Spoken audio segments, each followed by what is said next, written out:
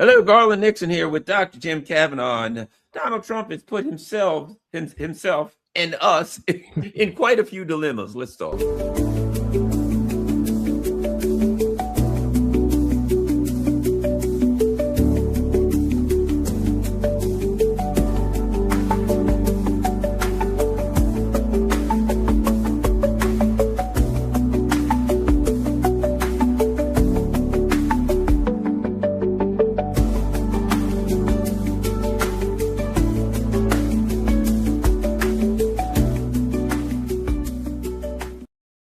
Hello, Garland here with Dr. Jim Kavanaugh. Jim Kavanaugh, let's get right to it.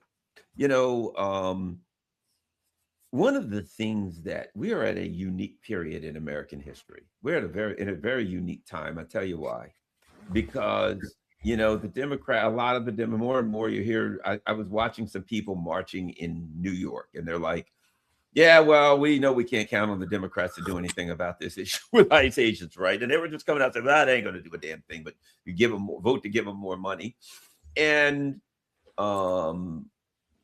we've got a number, not all of them, but of conservatives saying, what the hell? We voted for a whole bunch of crap and we're not getting it's 1 year in. It's not that we're not getting it. We're getting the exact opposite. Mm-hmm.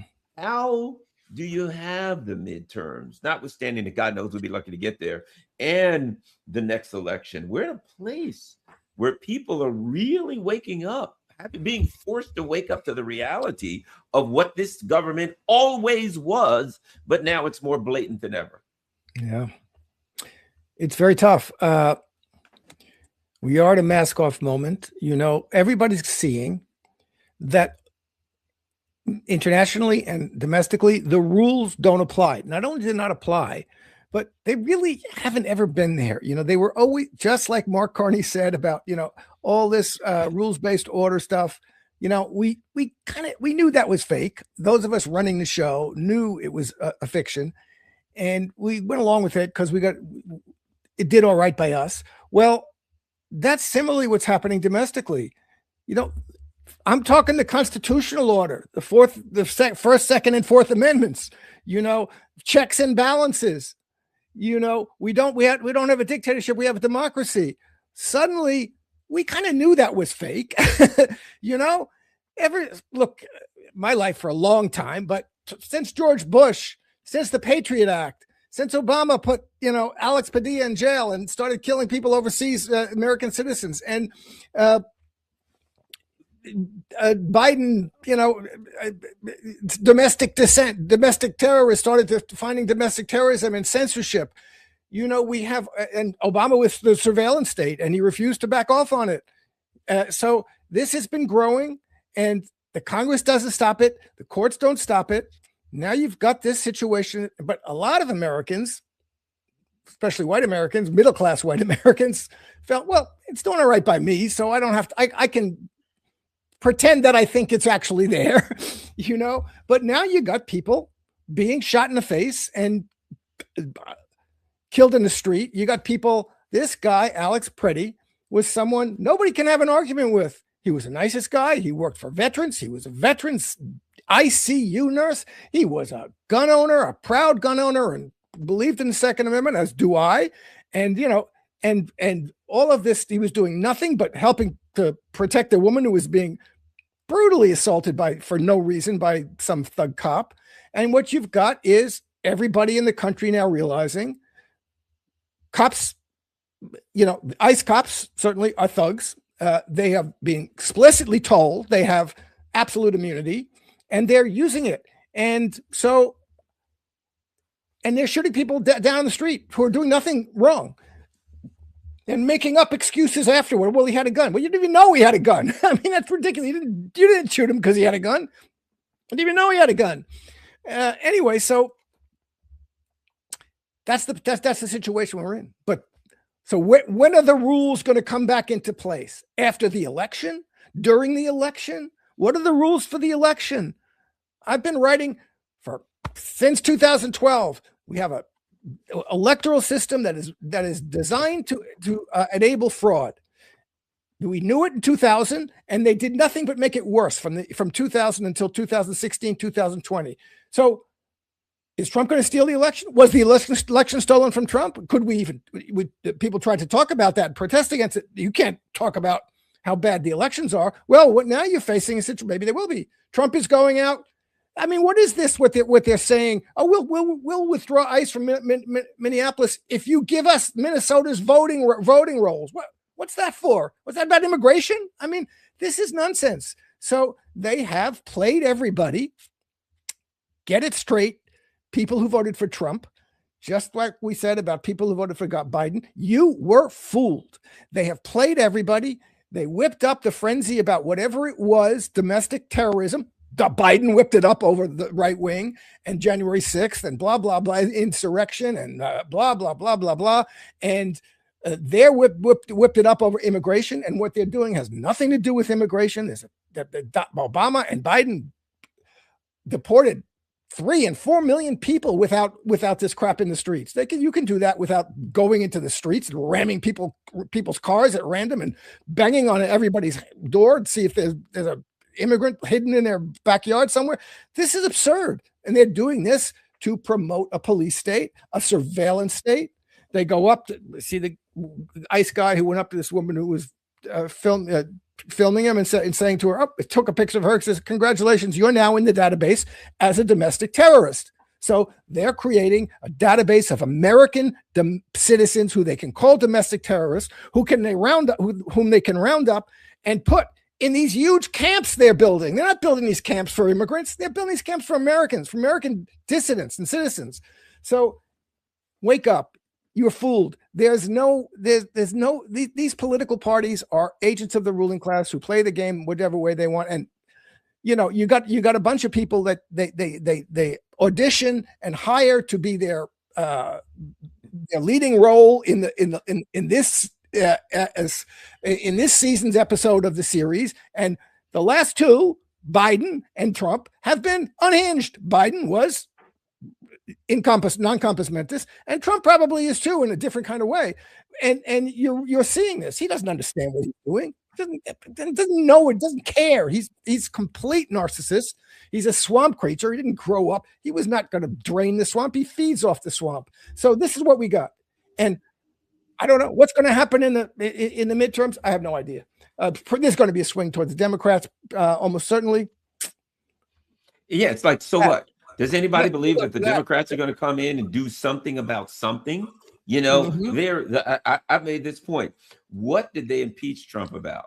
They impeached Trump because he called Zelensky and said, I think there should be an investigation against the Biden administration. But that wasn't what they impeached him for. They said, as a result of that, he stopped sending weapons for 2 weeks. Yeah. And then he started sending them around. So technically, Donald Trump got impeached because he stopped sending weapons to Nazis for 2 weeks. Yep. Do people really think, the guys and girls who would impeach a president because he did not arm Nazis consistently? He took a little break. Let's arm the Nazis. All right. Hey, I think we should maybe take a couple weeks off from arming the Nazis. Okay, you son of a bitch, we got you now. You stopped arming the Nazis for 2 weeks. Those are the people who are going to come in and save us. What is the point of a midterm? What is the point of any term? Just leave the people you got in here. None of them are going to be different. It's the dictatorship of capital. It's what Jimmy Carter said. It's an oligarchy with unlimited bribery. And bribes, those who are bribing are capital. The capitalists now, there's a heavy tech bro version, this faction of that, and the Zionists.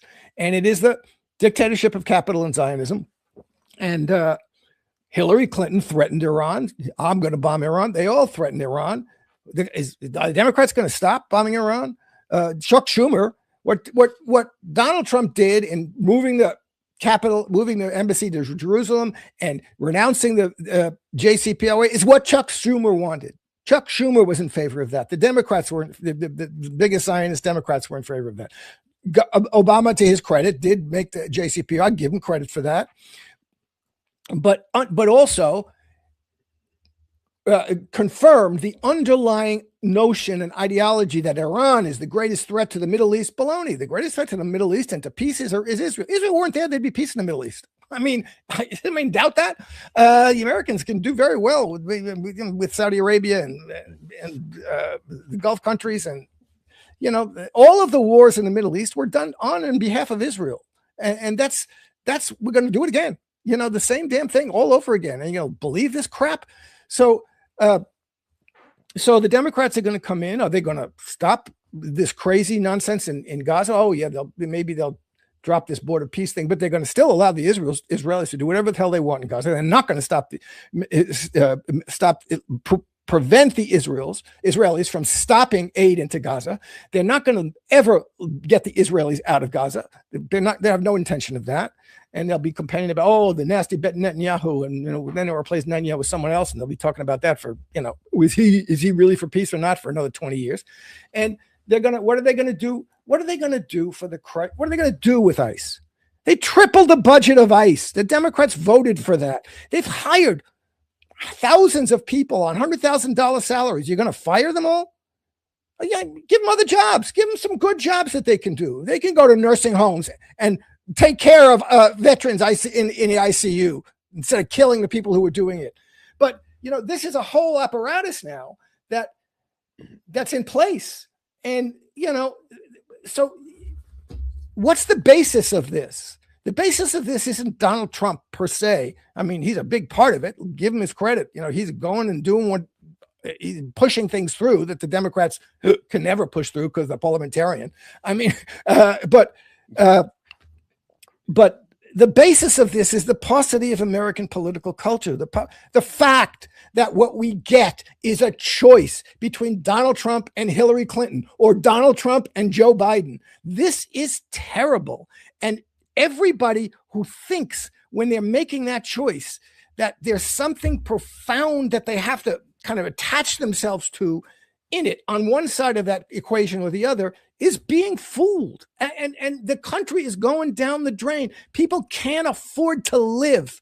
And that's the case, Donald Trump or Joe Biden. What are you talking about? Donald Trump is making deals for he put billions of dollars in his pocket over the past year. He doesn't give a damn about your life. He still doesn't. The economy's fine. Affordability is a fake notion.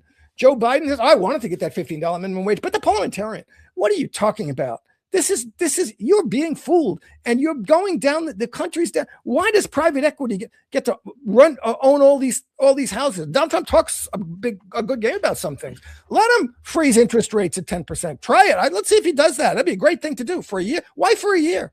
That should be absolutely forbidden, that anybody should charge more than 10% interest on anything. That's usury. It should be illegal.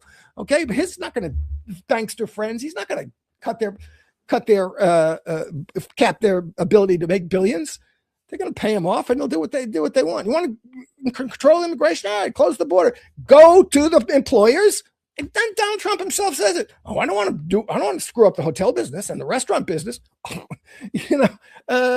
So this is, go to the employers and stop them from hiring. You'll stop illegal immigration, but doesn't want to do that. He's playing this game. It's not about immigration. This is about getting you to comply, forcing compliance, and getting people to agree to comply with the orders of the state, just like the COVID thing was.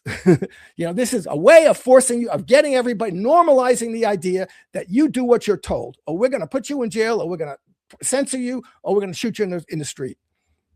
Yeah, and what we look at now is a situation wherein, and I don't see how, at this point, if you have an election, who would have any faith that if you wanted somebody to win and they were running against some kind of Zionist Democrat or Republican, that the person would have any chance to win it?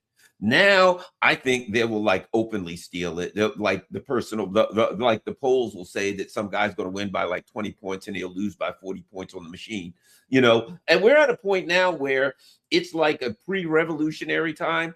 And yep. I think from the ruling elite, it's like a anti-revolutionary time. You know, like we've got to stop the revolution before it starts, but they're doing everything. Have you seen this TikTok crap? They take over TikTok, right?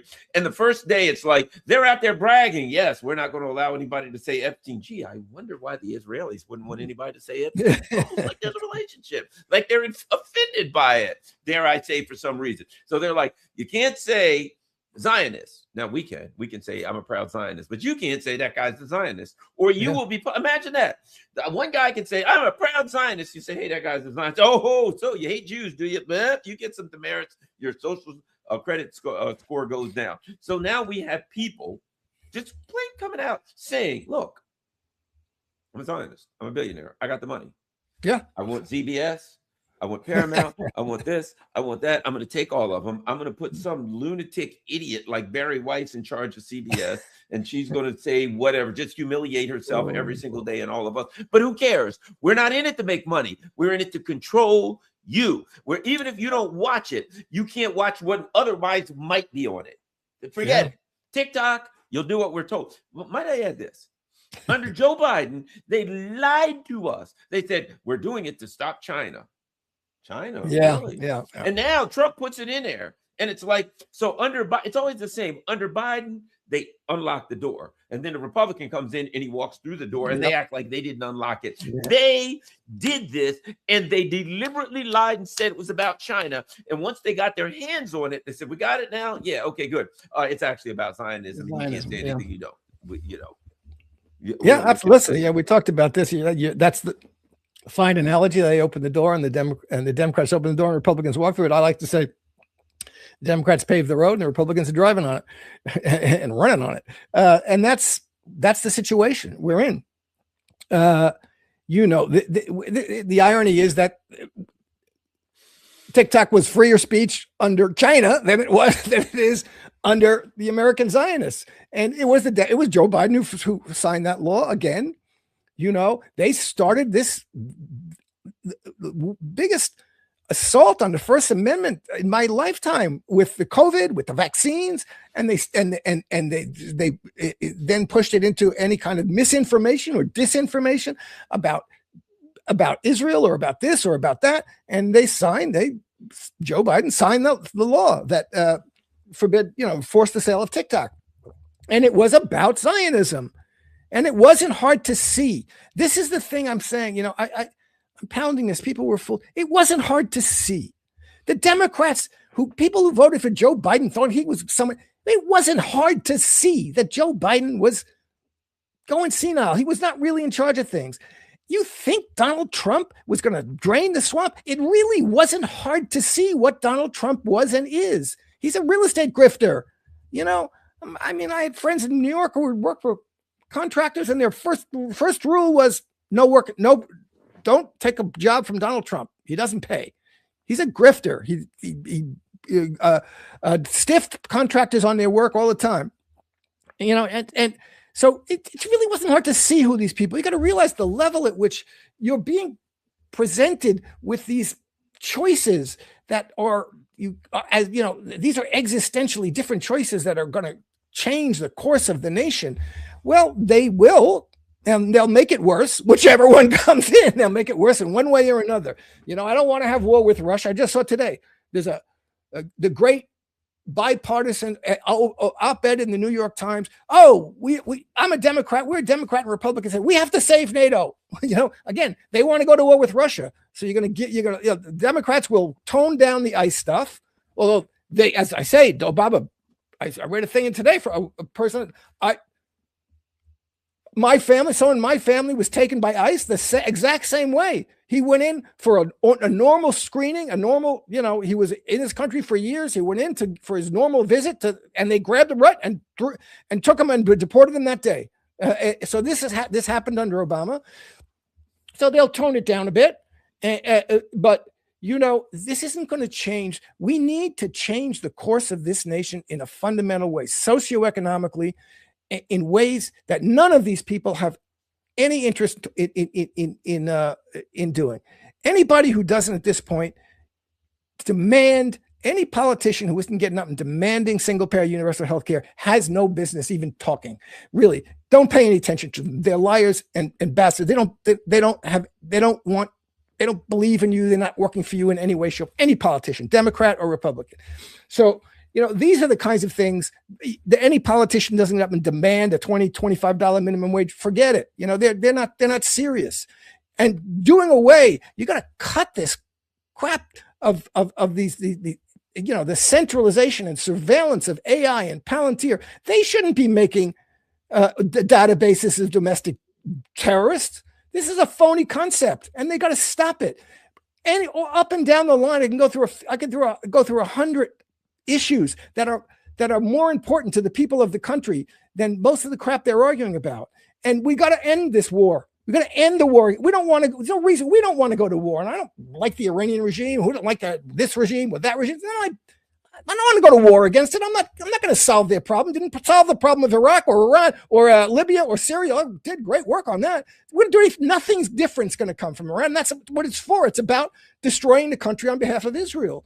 So, and Venezuela, any politician who doesn't get up and say that if I'm elected, we're sending Maduro back to Venezuela. This is a crime. This is a historical crime. If they don't do that, they're not worth listening to. They're just not worth listening to. They're phonies. So everybody's got to get on. And I don't, people are going to vote because there's nothing. And first of all, any politician who doesn't get up and say, we have to make it viable for third parties to participate in this. There's no electoral democracy in this country unless they stop this nonsense that third parties have different requirements to get on the ballot than the Democrat. Then you can start talking about electoral politics. There's no sense in participating in electoral politics when it's rigged against you. You don't sit down at a poker table and where that everybody else, has an in with the dealer, and the dealer is counting the chips behind the screen and not telling you how much, not letting you see the final hands. You don't do that because you value your money. You do that because you don't care about your money. You're wasting your money. You're wasting your vote by participating in this electoral democracy, which is phony and which is insulting to you. And it's just like them saying, I got this poker table here, sit down and play with it. These are my friends, and I'm giving them extra chips, and you can't really see what I'm doing behind the screen here. You're wasting your money if you don't sit at this table. No, you're not.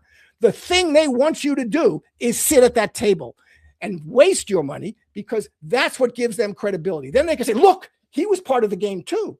This is a George Carlin line. Don't blame me. I didn't vote. Yeah.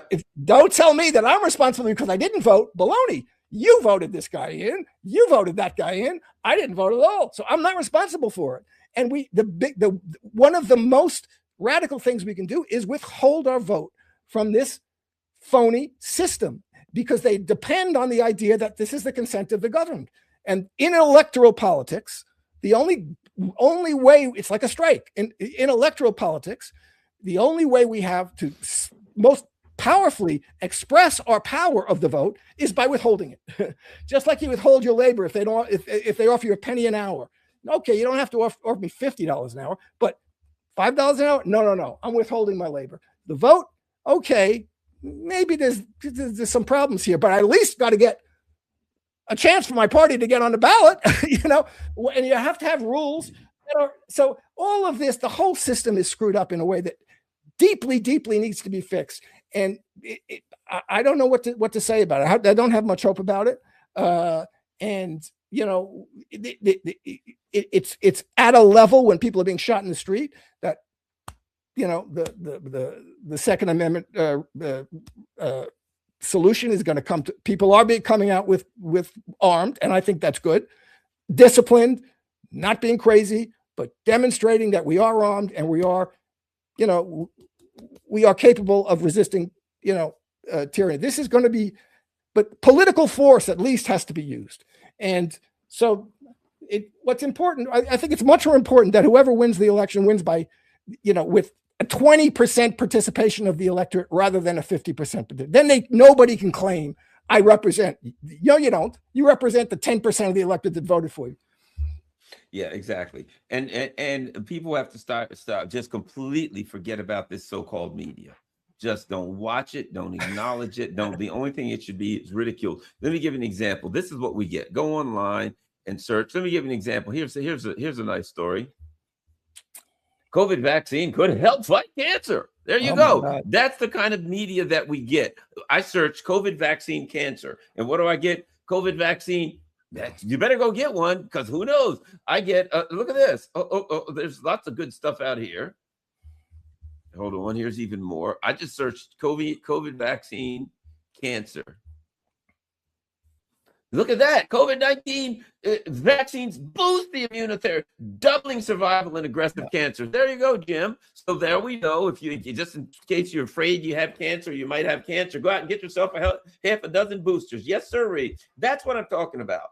That'll be right next. That'll be right next to the article that says pediatric cancers have exploded since 2021, and cancers that 30% kids in their 20s and 30s are getting cancers now that you didn't get until you were 60 years old since 2021. It just happens to be since they're at a loss to figure out why, but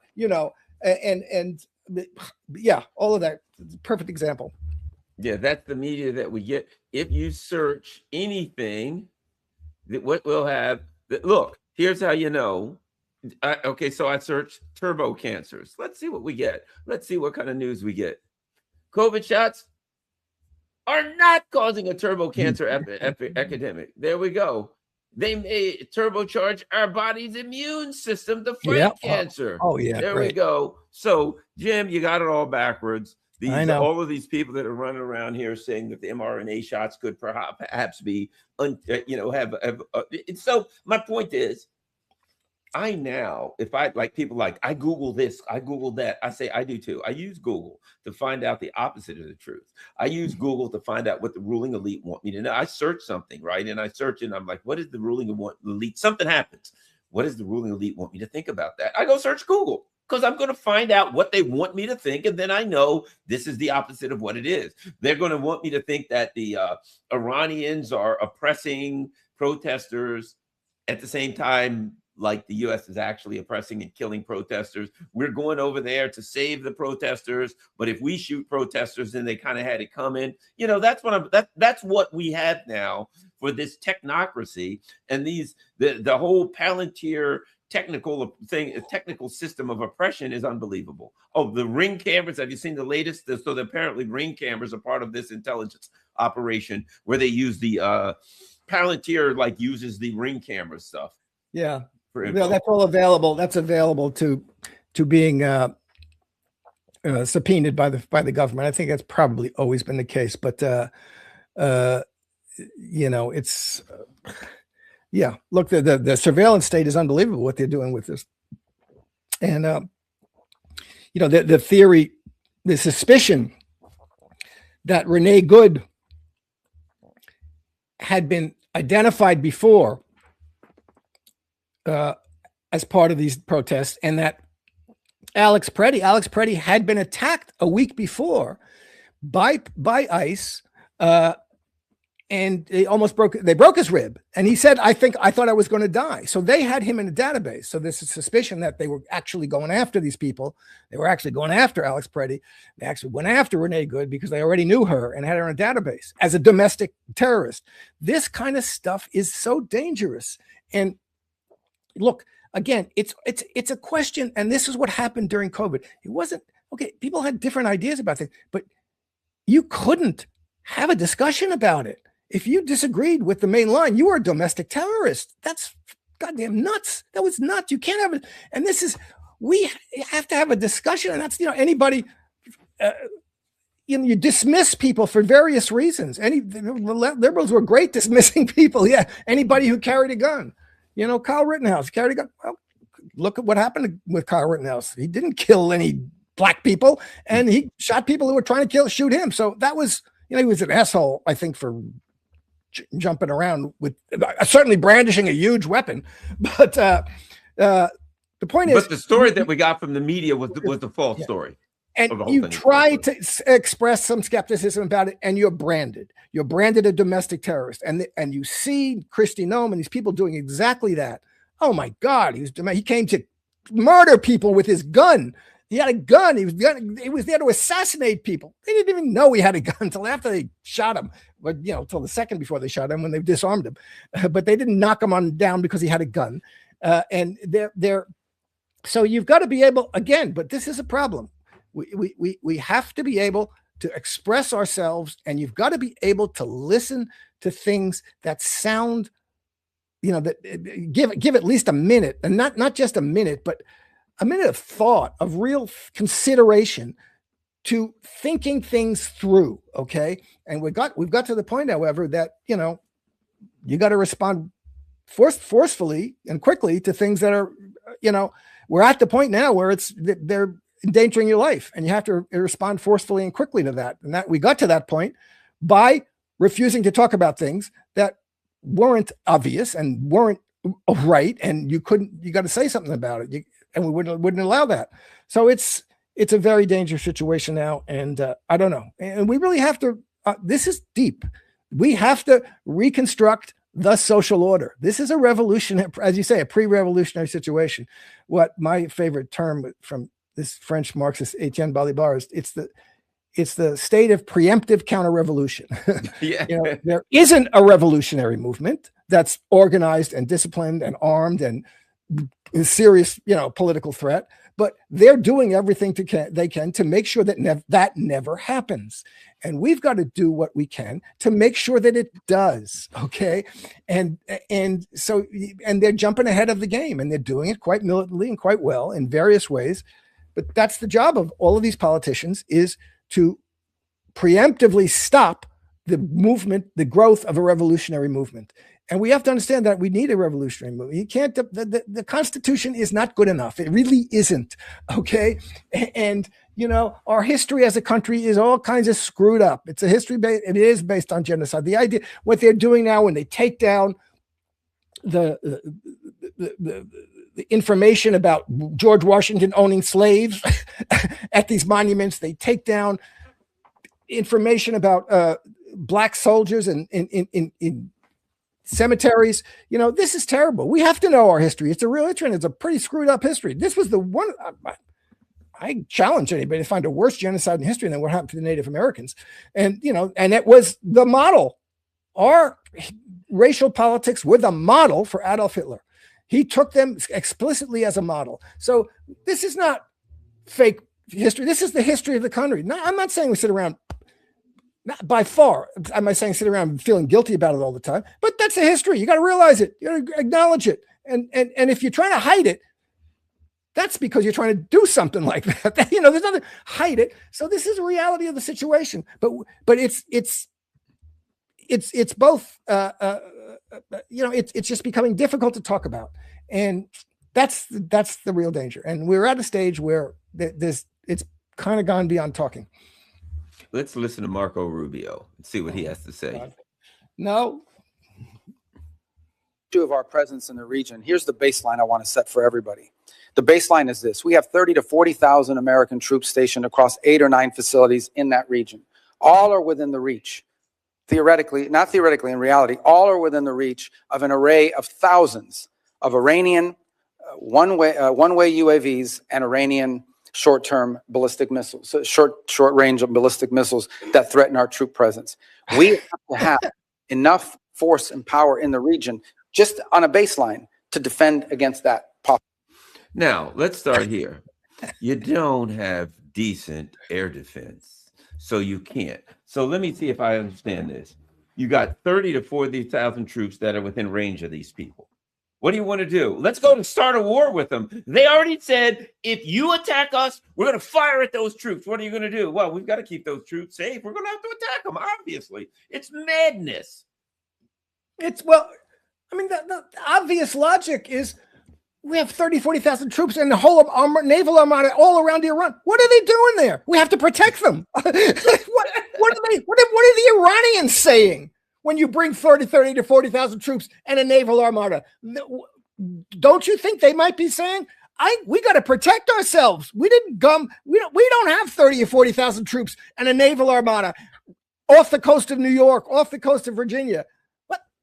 If they did, you'd be saying, we got to do something to protect. We got to defend ourselves. He's telling you why the Iranians have to defend themselves, and why it's perfectly reasonable. It would be absolutely reasonable for the Iranians to make a preemptive strike. International law, we use the terms loosely and incorrectly. In international law, a preventive strike is forbidden. That is, I can't attack your country because I think sometime in the future it might get this weapon and attack me, or it might get troops together and come and attack me. But a preemptive strike, when you have reason to believe that you're about to be attacked by 30,000 troops in a naval armada, which is assembled in front, and everybody in your country is saying, we got to attack them, we attack them. A preemptive attack is perfectly legal and righteous. And the Iranians would have every right to do that. And that's what that's what Marco Rubio just told you, that we're putting ourselves in a position where the Iranians have every right to attack us because we're attacking them. Obviously, those 30,000 troops and 40,000 troops in the naval armor aren't there to defend anybody. They're there to attack Iran. And so now you just admitted we might attack them. How many body bags do you think is going to come home? How many dead people do you think are going to come home? I mean, the Iranians have said to you, if you attack us, man, it's all out war. We're going to let you have it. And then you say, we've got all kind of ships and troops and stuff in the way all around there. Perhaps you might want to take into consideration the safety of those troops. Yeah. What is the point? And what are you attacking Iran for? Oh, wait a minute, because they have nuclear ambitions. Oh, no, we obliterated their nuclear sites. Oh, they can't have ballistic missiles because we don't want them to have ballistic missiles. Oh, wait a minute, there's protesters, but there's CIA and Mossad people or mixed in with the protesters. I guess we can't bomb the protesters because they're mixed in with CIA and Mossad people. I mean, you're giving me one bullshit line after another over why you should attack Iran. And we all know it's about Zionism. It's about this plan to take Iran so you can control their oil and keep it from China and get in the back door of Russia and then greater Israel and all of these diabolical grand chessboard bullshit. And you're just lying. They just lie to the American people. Hey, we got to stop TikTok. Why? Because we don't want China to have your stuff. We got TikTok. What was that? Oh, nah, fuck that China stuff. It's all about Israel. You just lie to our faces. Why would anybody stay in one of these parties or think that a party, these people just lie to you about everything, and now they're lying to you about potentially starting World War III? Yeah. Any politician in the United States doesn't say, I don't want to go to war with Iran. Iran has as much right to have missiles as any other country in the world. They have as much right to have nuclear weapons. I don't want them to have nuclear weapons. And we can go back to the JCPOA maybe if you want, which was an agreement that we had that Donald Trump took us out of because the Zionists wanted them to, and Miriam Adelson gave him $200 million to. And, we had an agreement that the United States reneged on. So, anybody who's going on this, I don't really want to attack Iran, but they're the worst. They're a terrible country. Somebody should really take them off the table. This is just such a Netanyahu. You watch Netanyahu's testimony before the Iraq War. Oh, in front of the Congress. Oh, if we take out Saddam, it'll change the whole situation in the Middle East. It'll be wonderful. Everybody will be happy. Be democracy all over. Take out Assad. Everything will be great. It'll be wonderful. This is baloney. And if you still believe it, if you attack Iran, it's going to be a mess. The Iranians have I don't know. They have significant power if they use it fully. And this is what they're saying this time, we're not playing this bloody nose game. We're not playing this limited strike. If you attack us, we're going to go all out, and it's going to be a mess. And I don't know who's going to come out. Nobody's going to win it ultimately. I mean, but it's going to be more chaos and destruction. And you're interested in you claim to respect American soldiers and sailors. You don't throw them into criminal wars where they are legitimate targets. You just don't do that. And that's the issue. I went through it with my friends and my family in Vietnam, through a criminal war where they were legitimate targets. And that's what they're doing all around the world. Okay. And so, that's not and look at the people who came back from Vietnam and came back from Iraq and Afghanistan, and this is just nonsense. So there's no popular support for this right now.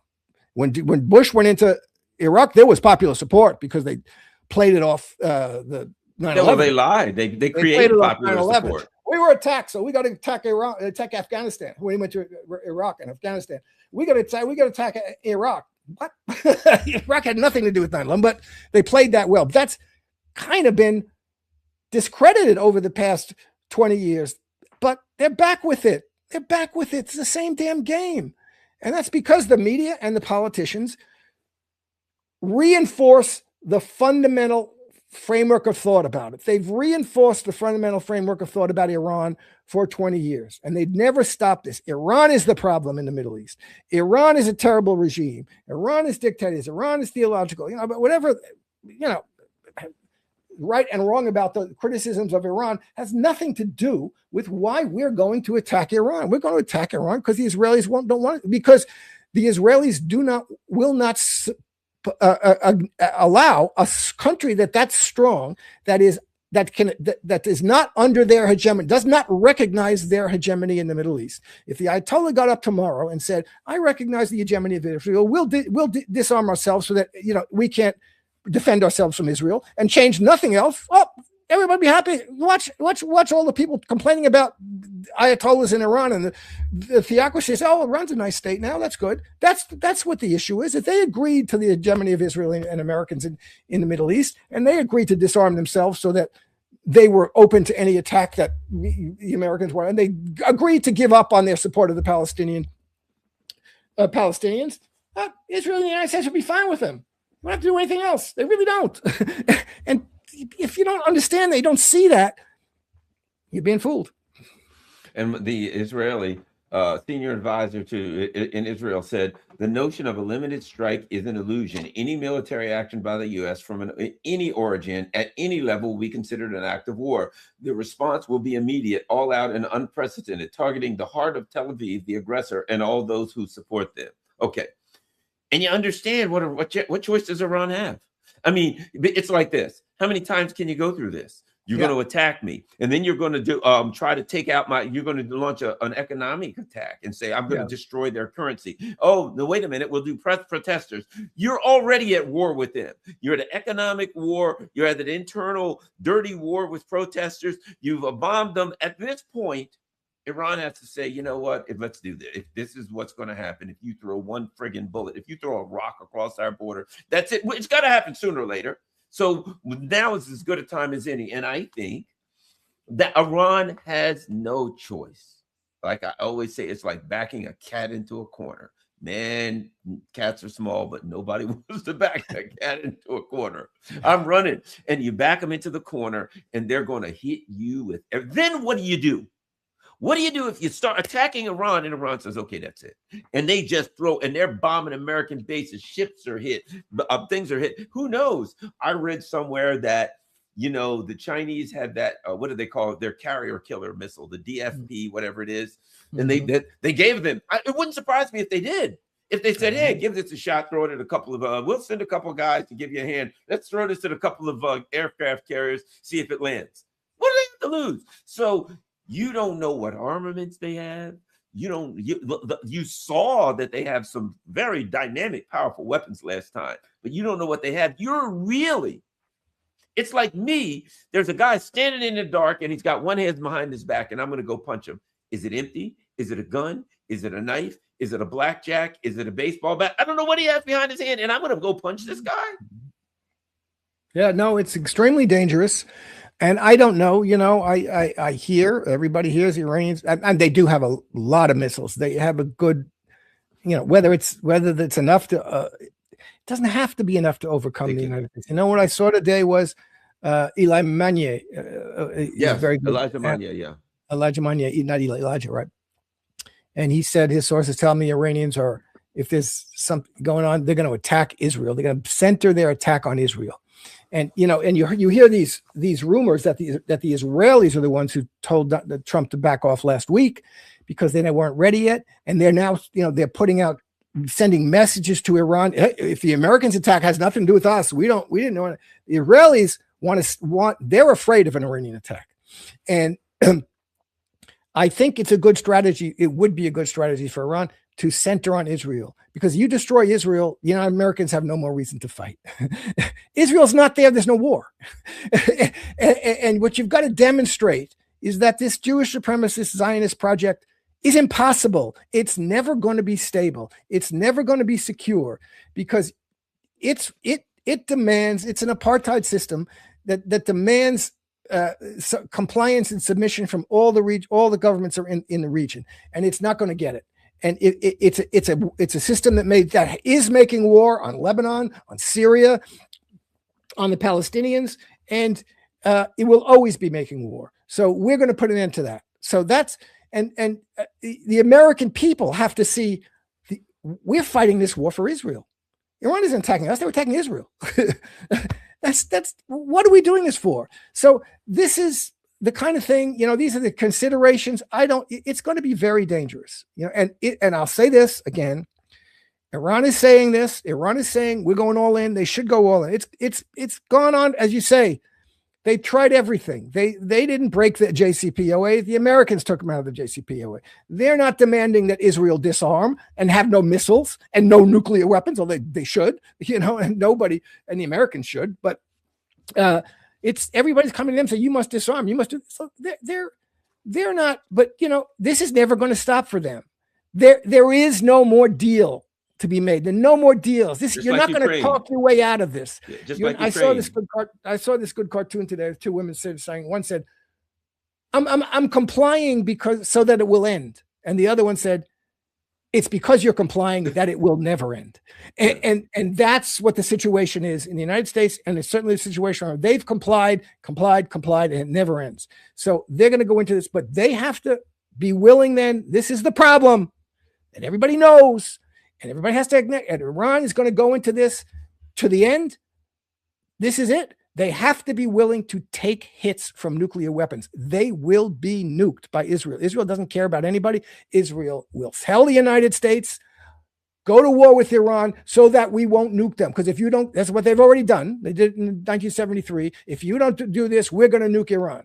They did it with Egypt. And if you don't do this, we're going to nuke Iran. And the Americans will go in and attack, and Israel will still nuke Iran, because they'll do it if they want to do it. And they'll nuke not only Iran, they'll nuke anybody who comes to their aid. So this is the problem. We're getting into a situation. This is going to be most likely, I said this 3 years ago, the most likely place where the first use of nuclear weapons is going to take place is not Russia and not China, not Ukraine and not Taiwan. It's Iran. And Iran goes into this. They're a big country, 90 million people, huge country. I don't know. I mean, I can't tell them take a hit. I can understand very well if they say, well, we're not going to do this because we're going to take a nuclear hit. What can I say? But if you're going into it and you're telling me you're going into it to win, and this is it, we're till the end, then you've got to be willing to say we're going to take a nuclear hit and just keep fighting. And they can. That's they may be able to. I think they're big enough and strong enough they could be able to do that. But they have to have the alliances. They have to have whatever military force Hezbollah and Yemen can bring to bear also on Israel should be brought to bear at that time. Everybody has to be in this. This is going to be the end of Zionism, or the end of resistance to Zionism. Well, the other thing is this. There's the potential for the end of really the U.S. empire. If a nuke gets thrown in this world, never to say, I mean, we're going to be in 1929 will look like a day in the park if nukes start getting thrown, because there'll be poverty and starvation. There'd be starvation in the U.S. In the U.S., there'd be starvation here. The economies would be so destroyed and wiped out that there would be the world that we live in wouldn't be the same at that point. But the thing about it is, yeah, no, the world would change dramatically. The world wouldn't be the same. And that would be it for the U.S. empire. The other thing is this, they're saying, and there's so many things, they're saying that, the U.S. says, we might go after the Ayatollah Khomeini. And basically, like 600 Shia clerics said, if you go after him, then we'll do a fatwa international that all Muslims, at least all Shia, All Muslims in the world are at war with the United States and Israel. Well, then even the United States ain't the same, because there's a lot of people in this country that would say, well, this is my religious duty and I got to do what I got to do. And would you blame them? You know what I mean? Would you blame them if they're going to try to destroy your religion? It becomes a religious duty. It becomes a civilizational. At that point, you think there's issues with ICE in Minnesota. You think there's issues there. There ain't no way around this. And bases all over the place. Now, how about this? There's a whole lot of Muslims in Africa. Yeah. What do you think is going to happen to the bases in Africa? A lot of Muslims in Africa. Like a lot of countries are 50% or better Muslim. What is it? Nigeria, 50%? Nigeria, what do you think is going to happen when there's fatwas issued that, okay, you're at war with the U.S.? Some of those bases, at that point, it's to some extent, it's World War III, in at least civilizational World War III. That's what you're playing with. That's what you're playing with. Absolutely. Everybody has to realize gamble with. Yep. Everybody has to realize this, and you know, I'm telling you, I don't 100% Iran is Israel. If Israel's threatened existentially, they will use their nukes. They don't have them to sit on them, and they don't have them to use against the Palestinians who are right there. They're not going to use nukes against Palestine. They're using nukes against countries that are far enough away that would come, that threaten Israel or support the Palestinians too much. If the existence of Israel as a Zionist project is threatened, they will use nukes. And that's what is going to happen if there's an all-out war with Iran. So, and what is Russia and China going to do? I don't know. But it's a terrible situation. Whatchamacallit, Pakistan has nukes. Will they said before, will they fire nukes off you know what I mean? What'll it go? But the bottom line is, will that be World War III? Will India then say, "Oh, well, Pakistan's firing, you know what I mean?" How bad? Yeah, no, it's an extremely dangerous situation. And what for?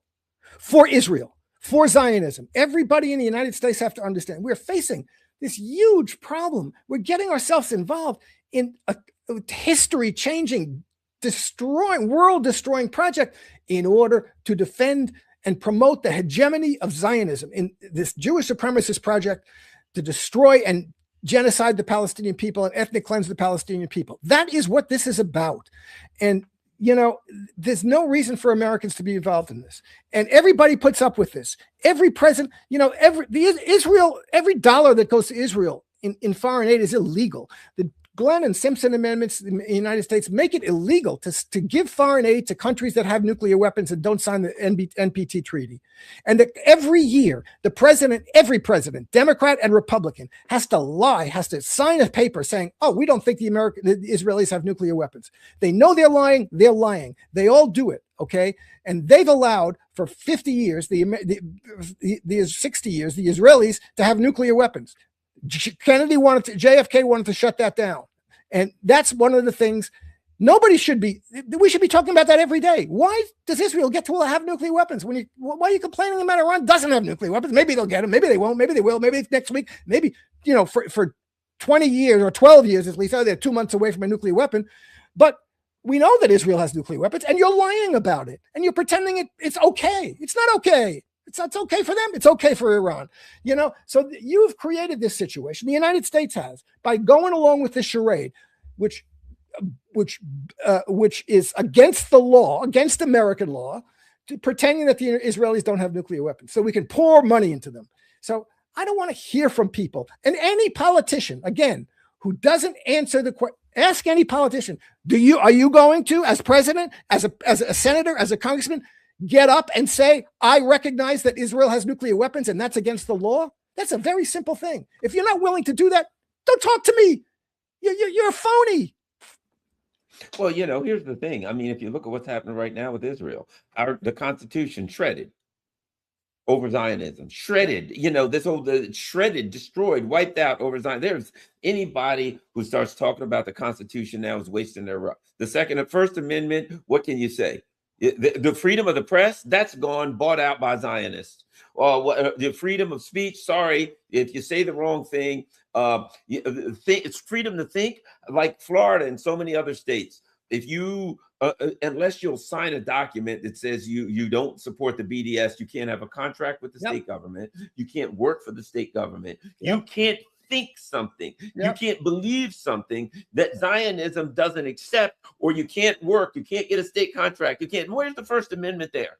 There is no Our empire is nothing but a Zionist empire, and Zionism and the support for Zionism has wiped I mean, people don't even come to me talking about the Bill of Rights or these amendments or any of that crap. That's over. It's done with. Yeah, look, that's another good thing. Any politician who doesn't say, I oppose these laws in states that prevent you from working or getting a contract if you support BDS, if you don't agree to oppose that and to do everything you can to end it, don't talk to me. I'm not interested in listening to you. You're a phony. That's all there is to it. I mean, this is not hard. This is basic American. And you don't have to, I'm not asking you to support BDS. I'm just asking you to not criminalize it, to allow people who support BDS to get a contract with the state, to work as a clerk in the state office. This is ridiculous. So, again, and this is, people don't understand the level at which this works throughout the system. 90% of the politicians and the people in the political apparatus of the country, from the city on up down, are afraid to confront these things, or they support them. They support the worst elements of it. They're for full-on Zionists, or they're afraid to confront the damage that Zionism is doing to the constitutional order of the United States in the most conservative way of putting it, the First Amendment, the Fourth Amendment, etc. So this is where we're at. And we're at for a long time. People are realizing it now. That's good, but it's hard to think about how exactly to advance the cause in a way that's going to be productive. Here's something happening that's never happened to me before. We're having trouble streaming to Facebook. This may be an issue on Facebook's end. Is it possible the stream was ended, or they just cut me off basically with Facebook? Yeah. They just basically cut me off and said, you know what? I don't like what you guys are saying. You are not allowed to talk on Facebook anymore. Oh, by the way, you think the Democrats are going to save you? You think they're going to look out for you here? You go, what are they? The Shapiro's strategy for 2028 White House run. There you go. Josh Shapiro, Pennsylvania governor, and ardent Zionist Josh Shapiro has a plan that could give him an edge in the 2028 presidential primary. Go inside the Democrats' quest to win back power. So there you go. Josh Shapiro, a Zionist. That's the plan the Democrats have to win, to run. Didn't he sign a bomb or a missile? Yes. He was over there signing a bomb. Why wouldn't he? Of course he did. First of all, he couldn't be a Democratic Party nominee if he didn't. That's probably what they're going to have to do. They'll probably all be together signing bombs and missiles to go slaughter. But they won't take money from AIPAC. They'll take money from some other. They'll take money from the new AIPAC. They're going to put Rahm Emanuel, an ex-IDF soldier who was the chief of staff of the president of the United States, who called people who were fighting for single payer fucking retards, and blocked them. And the reactionary Zionist. That's one of their. This is our another smart possibility between Shapiro and Rahm Emanuel, and so these are. And that's why you should vote, because you got those two choices, man. That's right. I mean, you have to get out. You have to put signs on your lawn. You got to make sure that we choose either Shapiro or Emanuel, or either a Zionist, either an IDF soldier, or a guy that signs bombs to slaughter the Palestinians. Which ones do you want, Jim? Yeah. There's very, very big. There's a gulf between the two of these guys. We're gonna have a life-changing choice. We're gonna have a most important election ever in the United States between J.D. Vance and Josh Shapiro. Or J.D. Vance and Gavin Newsom, or J.D. Vance and Rahm Emanuel, or Stephen Miller and J.D. Vance, or whatever. This is now this one. I know the other ones really didn't, but this election really is the life-changing election. And if you don't vote for the Democrat, screw you. Then you're voting. That's the way it is. Well, Jim, where can everybody find you online? Of course, I know you're on Upscrolled, aren't you? Excuse me?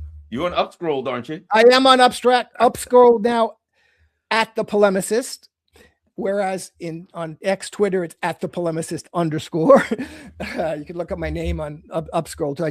I got on it yesterday, so I don't have much on it, and it's a little difficult. But anyway, Upscrolled, X, Substack is the best place. Jim Cavanagh's Substack, The Polemicist Substack. Please buy me a coffee. Subscribe to my Substack, free or paid. All content is free. There's a little delay for anybody who's for free subscribers, but everything becomes free after a few days. And thank you for having me. Always a pleasure. Yeah, let's see what happened. Yeah, it just stopped after a while, isn't that? Where are the comments scrolling from? If it's not on Substack, it's on Rumble. It's all well, for here. Yeah, it gets all of them. Most of them are YouTube, but it gets there. Let's see. YouTube. Okay. Most of them are YouTube. Okay. So we're streaming live on YouTube. Yeah, we got our comments from YouTube. Okay. But there's some from other places too. I see basically all YouTube, but it'll pick the ones up from Facebook and stuff like that. But for some reason, right in the middle of our stream, Facebook just cut it out. And now what Facebook does, and when I go to stream to a bunch of different places, it'll let me stream to a bunch of places, and it always blocks me on Facebook. And I have to try 3 or 4 times. Or it'll disconnect me. I'll have to reconnect to Facebook in order to do it. So Facebook, and this one, I guess they just like, oh, I don't like what these guys are saying. What do you mean you're gonna have to hit a Tel Aviv hard? Quick, cut them out. So that's it. They're gonna I repost this after a couple of days on my Substack too. Well, but unfortunately, Jim, when you hear that knock on your door, it's going to be 3 ICE agents. Right, ICE, with masks on. ICE, baby. Yeah. All right, dude. All right, everybody. Thanks a lot. Make sure you thanks to all my Patreon people and PayPal and Buy Me a Coffee. Everybody, thanks a lot for helping the channel. Certainly, we have a PO box for those who can who want to do the old snail mail thing. And please, everybody, make sure you share this on all your social media platforms and follow Jim at the Polemicist _ on X, at the Polemicist on Upscrolled, and of course his Substack. We're out.